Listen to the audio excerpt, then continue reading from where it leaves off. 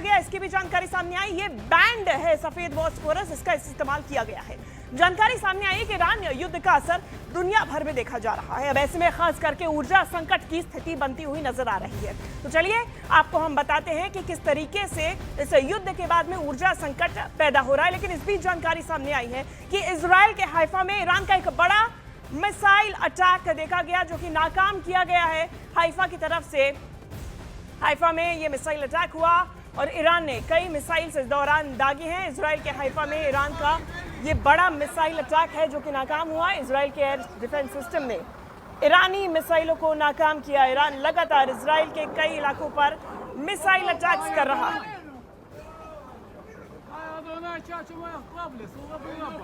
तो देखिए, ईरान युद्ध का असर दुनिया भर में देखा जा रहा है, खास करके ऊर्जा संकट की स्थिति बनती हुई नजर आ रही है। तो चलिए आपको हम बताते हैं कि कैसे इस जंग की वजह से किस देश को क्या नुकसान हो रहा है। सबसे पहले हम बात भारत की ही करेंगे। भारत की बात की जाए तो भारत कतर और यूएई से 59% एलएनजी खरीदता है। हॉर्मुज़ स्ट्रैट बंद होने से ये जो सप्लाई है ये रुक गई है। अब ऐसे में महंगाई का खतरा और भी ज्यादा बढ़ता जा रहा है। ये भारत की हमने बात की है और भारत की तरफ से कतर यूएई से 59% की बात की गई है कि जो ऊर्जा है वो खरीदी जाती है और उससे अब संकट मंडराता जा रहा है। बात पाकिस्तान की, कतर यूएई पर निर्भरता से वहां भी गंभीर ऊर्जा संकट पैदा हो गया, जिसके बाद पाकिस्तानी मंत्रियों के विदेश यात्रा पर रोक लगा दी गई। स्कूल को 2 हफ्ते के लिए बंद कर दिया गया और घर से काम करने की सलाह दी गई। बाइलैंड में भी इसी प्रकार से अलग अलग जगहों पर कीमतें बढ़ गई हैं, लिमिट कर दी गई हैं। इनके स्टॉक्स को भी यहां पे रोका जा रहा है। बड़ी जानकारी इस बीच सामने आई, जहां लेबनान पर इजरायली सेना का सबसे बड़ा हमला देखा गया। लेबनान की राजधानी बेरूत में बम बरसाए गए। इजरायल के हमले में बेरूत में भारी तबाही की स्थिति देखी गई। इजरायल के हमले में बेरूत में भारी तबाही हुई है।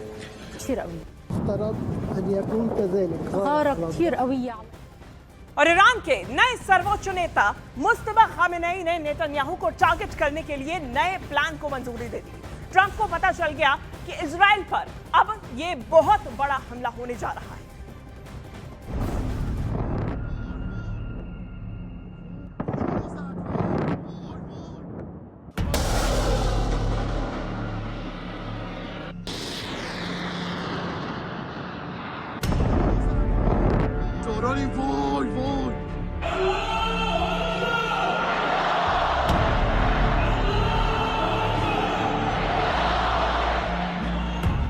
मार्च ईरान में रात 12:37 और तभी हुआ नए सर्वोच्च नेता मुश्तबा खामनेई के नाम का ऐलान।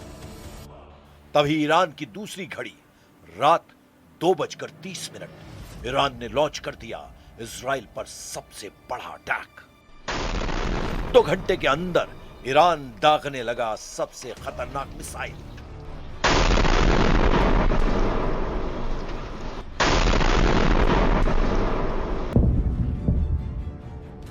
आईआरजीसी ने कह दिया है कि अब छोटे वॉरहेड नहीं बल्कि बड़े वॉरहेड वाली मिसाइल ही दागी जाएंगी।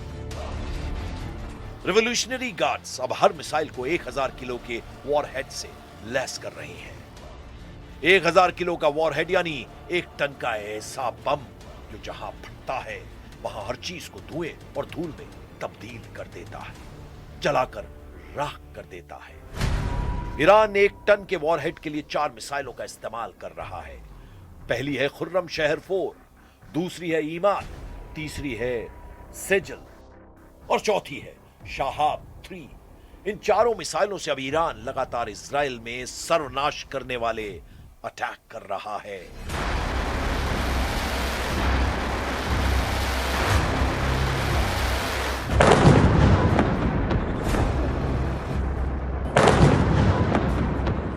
तेल अवीव में धमाके, बहरीन में अमेरिका के अड्डों पर धमाके, यूएई और कुवैत में उन ठिकानों पर धमाके जहां अमेरिकी सैनिक या ट्रंप के राजनयिक दूतावास खाली करने के बाद ठहरे हुए हैं। ईरान के हमलों की सुनामी चुन चुनकर अपने टारगेट को तबाह करने लगी। इन धमाकों और इन हमलों की रिपोर्ट व्हाइट हाउस पहुंची तो डोनाल्ड ट्रंप के पैरों तले जैसे जमीन खिसक गई, क्योंकि कच्चा तेल $100 का कांटा पार कर गया है। एक ही झटके में तेल के दाम 30% तक ऊपर पहुंच गए हैं। ट्रंप ने फौरन पुतिन को फोन लगाया। 1 घंटे तक बातचीत हुई। ईरान पर बात हुई, मुज्तबा खामनेई पर बात हुई, तेल पर बात हुई। फिर डोनाल्ड ट्रंप ने जब प्रेस कॉन्फ्रेंस की तो बताया युद्ध पूरा होने वाला है, हम जल्दी ही इस जंग को खत्म करेंगे।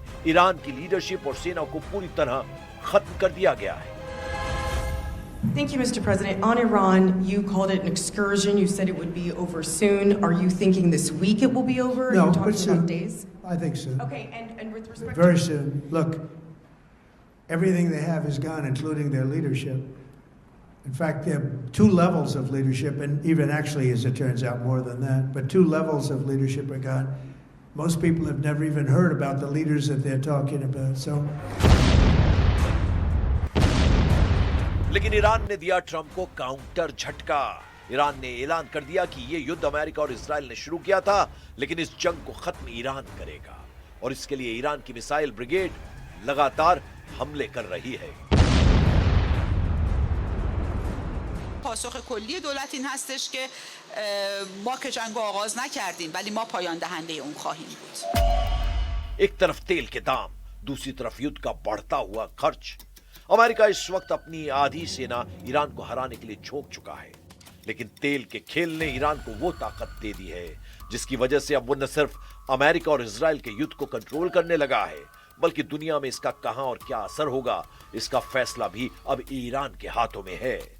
पुतिन ने भी कह दिया है कि दुनिया में तेल संकट शुरू हो चुका है। В прошлом году через Ормузский пролив прошло около трети мирового морского экспорта нефти, а это порядка 14 миллионов баррелей в сутки. Из них около 80% направлялись в страны Азиатско-Тихоокеанского региона. Сейчас этот маршрут фактически закрыт.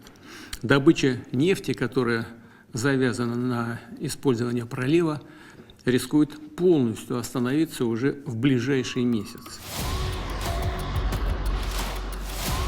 ईरान के खिलाफ अमेरिका और इजराइल का युद्ध जितना लंबा चलेगा, यह अमेरिका और यूरोप की अर्थव्यवस्था को उतना ही ज्यादा नुकसान पहुंचाएगा। साथ ही खाड़ी देशों का तेल उद्योग पहले ही पूरी तरह ठप पड़ चुका है।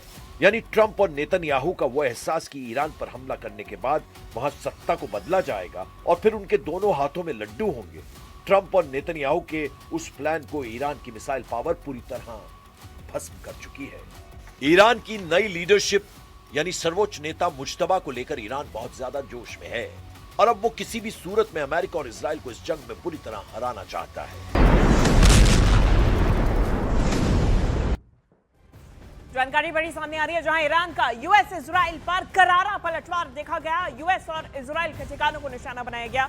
ईरान के मिसाइल अटैक में यूएस को बड़ा नुकसान हुआ, ये जानकारी सामने आई और ईरान के एक और समुद्री जहाज पर यूएस का भी हमला देखा गया। वार पलटवार लगातार जारी है और इस बीच ईरान के एक और समुद्री जहाज पर यूएस का हमला देखा गया। अमेरिकी सेना ने ईरानी जहाज को ध्वस्त कर दिया। समुद्री जहाज पर ईरानी सैनिक होने का दावा भी किया जा रहा है और इस बीच बड़ा अटैक यूएस की तरफ से किया गया, तो यूएस की तरफ से भी करारा पलटवार।